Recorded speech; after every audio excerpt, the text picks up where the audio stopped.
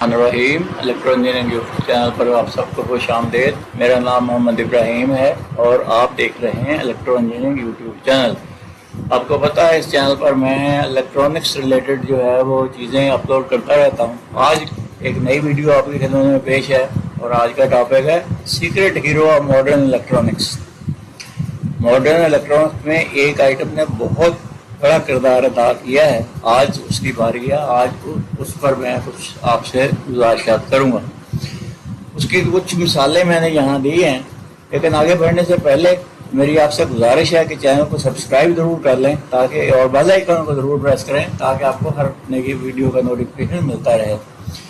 तो चंद मिसालें इसकी मैं आपको ये देता हूँ। ये देखें, ये कैपेसिटर है, ये इनसाइड खुला हुआ है कैपेसिटर। तो देखें शीशे को कैसे डाइलेक्ट्रिक के तौर पर इस्तेमाल किया गया है। यहाँ पर देखें ये जो है स्पेसर जो है ना, राउंड स्पेसर्स जो है इलेक्ट्रिक पोल्स के ऊपर यूज़ किए गए हैं। ये देखिए, यहाँ देखिए ग्लास को एज स्क्रीन इस्तेमाल किया गया है। यहाँ देखिए ग्लास को एज स्क्रीन इस्तेमाल किया गया है। यहाँ देखिए ये एक विंडो दी गई है जिसके ऊपर ग्लास लगा हुआ है। ये एक आईसी है और आईसी के ऊपर एक विंडो है। ये ईप्रोम आईसी है बेसिकली और उसके ऊपर विंडो है। यहाँ से आप इसको जो है ना प्रोग्राम कर सकते हैं, रीप्रोग्राम कर सकते हैं। और भी इसकी बहुत सारी मिसालें हैं। चलें वीडियो शुरू करते हैं, प्रॉपर वीडियो शुरू करते हैं।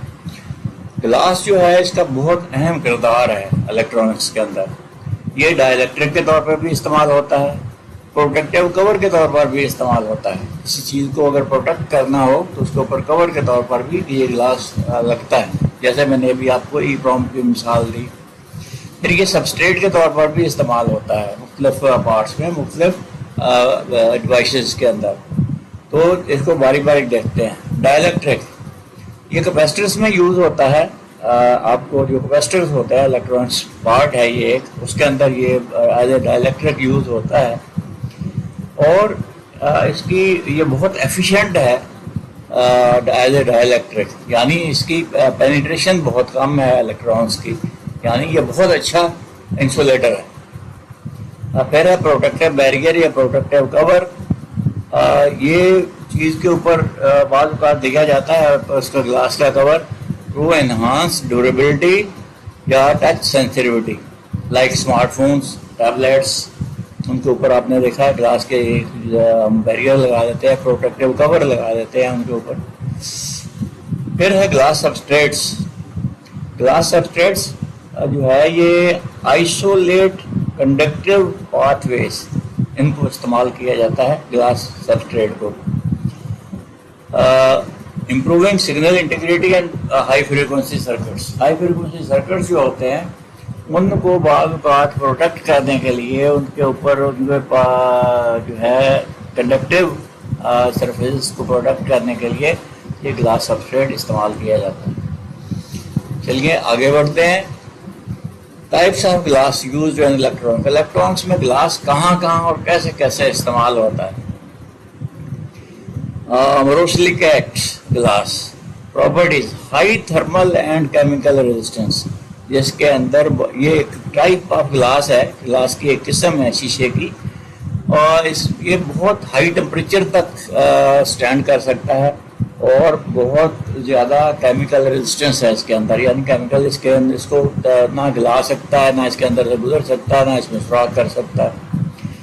ये यूज़ कहाँ होता है? एलसीडी डिस्प्लेज इससे बनते हैं, सेंसर हाउसिंग्स बनती हैं। ये सेंसर्स जो मुख्तलिफ किस्म के होते हैं उनके जो उसको सेंसर तो छोटा सा होता है, फिर उसकी हाउसिंग बनती है, यानी उसका एक राउंड सा वो बनता है शीशे का, उसके अंदर फिर उस सेंसर को लगाया जाता है। फिर माइक्रो इलेक्ट्रोमैकेनिकल सिस्टम्स, उसके अंदर ये मतलब इस्तेमाल होता है ग्लास जो है। लैब इक्विपमेंट्स के अंदर इस्तेमाल होता है। लैब इक्विपमेंट्स जो है पैथोलॉजिकल लैब्स होते हैं या R&D लैब्स जो होते हैं इलेक्ट्रॉनिक्स से, उनके अंदर ये ग्लासेस आपने बेशुमार इक्विपमेंट्स के अंदर देखेंगे। Number 2, aluminium silicate glass properties. ये कैसे होता है? हाई स्ट्रेंथ इसकी बहुत अच्छी होती है और स्क्रैच इसके ऊपर नहीं पड़ता। स्क्रैच आप मारेंगे भी तो इसके ऊपर स्क्रैच नहीं पड़ेगा और ये ड्यूरेबल बहुत होता है। अब ये इस्तेमाल कहाँ होता है? एक तो स्मार्टफोन्स के ऊपर इस्तेमाल होता है, स्मार्ट फोन स्क्रीन्स और टैबलेट स्क्रीन्स जो है ना वो वहाँ इस्तेमाल होता है ये। फिर छोटा लाइम ग्लास, ये बहुत ही सस्ता शीशा होता है, मॉडरेट ड्यूरेबिलिटी होती है इसकी। इस्तेमाल कहाँ होता है? कंज्यूमर इलेक्ट्रॉनिक्स में इस्तेमाल होता है, डिस्प्लेज, विंडोज, प्रोटेक्टिव कवर्स, उनमें ये इस्तेमाल होता है। चलिए आगे बढ़ते हैं। Fuse silica quartz glass properties, high purity बहुत अच्छी होती है, excellent thermal and optical performance, यानी बहुत अच्छे टेम्परेचर को विथस्टैंड कर सकता है और ऑप्टिकल परफॉर्मेंस इसकी बहुत अच्छी होती है। देखें आप किसी तरफ से भी तो इसके अंदर आपको वो नहीं, शेड नहीं नजर आएंगे। फिर यूज कहाँ होता है? हाई फ्रीक्वेंसी इलेक्ट्रॉनिक्स में इस्तेमाल होता है, यूवी ऑप्टिक्स में इस्तेमाल होता है, सेमीकंडक्टर फैब्रिकेशन में इस्तेमाल होता है, यानी सेमीकंडक्टर पार्ट्स को जब बनाते हैं वहाँ पर इस ग्लास का इस्तेमाल होता है उनके अंदर। फिर ग्लास सेरामिक्स, ये लो थर्मल एक्सपेंशन के होते हैं, यानी थर्मल हीट से ये एक्सपेंड नहीं करते, हाई स्टेबिलिटी होती है इसके अंदर। और ये सबस्ट्रेट्स ऑफ इलेक्ट्रॉनिक्स ये इस्तेमाल होते हैं, कोक टॉप्स में इस्तेमाल होते हैं, कोक टॉप्स में यानी यहाँ ये जो चूल्हे होते हैं ये आमतौर पर आपके जो है ना माइक्रोवेव ओवन्स जो होते हैं उनके ऊपर जो ग्लास इस्तेमाल होते हैं ये वो इस्तेमाल होते हैं। प्रेसिजन इंस्ट्रूमेंट्स में ये ग्लास इस्तेमाल होता है।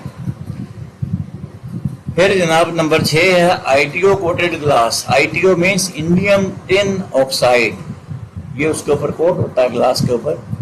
ये ट्रांसपेरेंट एंड कंडक्टिव होता है, ये नहीं, ये ट्रांसपेरेंट तो होता है लेकिन कंडक्टिव होता है। ये जो लेयर इसके ऊपर लगा दी जाती है ना इंडियम टिन ऑक्साइड की, ये फिर इसको कंडक्टिव बना देती है। अब ये कहाँ इस्तेमाल होता है?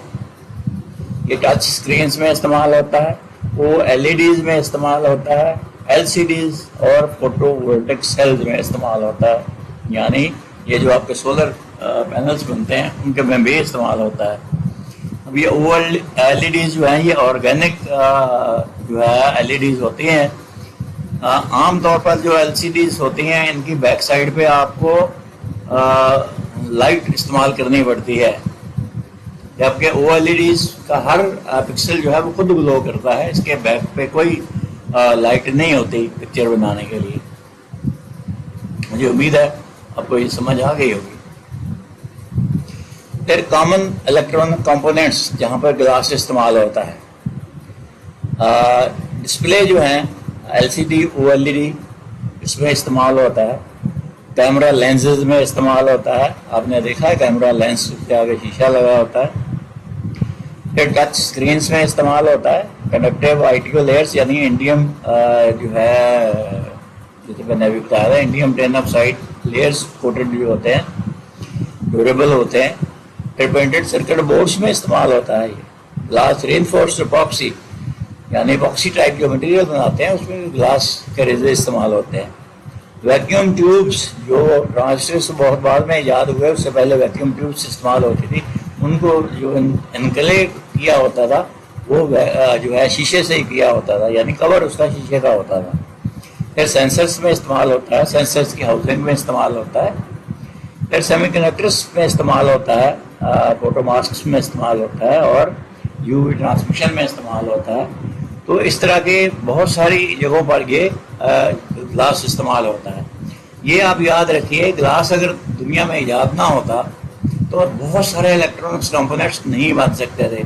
ये आपके LCDs नहीं बन सकते थे, LCD TV जो आप देखते हैं, मोबाइल नहीं बन सकता था, मोबाइल स्क्रीन नहीं बन सकती थी। तो कितना हम पीछे रह जाते हैं अगर सिर्फ ग्लास ना ईजाद होता। तो ग्लास के फायदे देखिए क्या है। एक्सीलेंट इलेक्ट्रिकल इंसुलेटर, बहुत अच्छा इलेक्ट्रिकल इंसुलेटर है ये। लेकिन अगर इसकी कंडक्टिव लेयर इसके ऊपर कोट कर दें तो फिर ये कंडक्टर भी बन जाता है, जैसे ITO से आप इसको कोट कर दें। Chemically stable and non reactive, chemically बहुत स्टेबल है, नॉन रिएक्टिव है, यानी ना तो इसमें सुराख होगा ना केमिकल से ये गलेगा। Can be made optically transparent, यानी ट्रांसपेरेंट इसको बनाया जा सकता है शीशे को, जिसके अंदर से आप थ्रू देख सकते हैं और आपको कोई शेड भी नजर नहीं आएगा।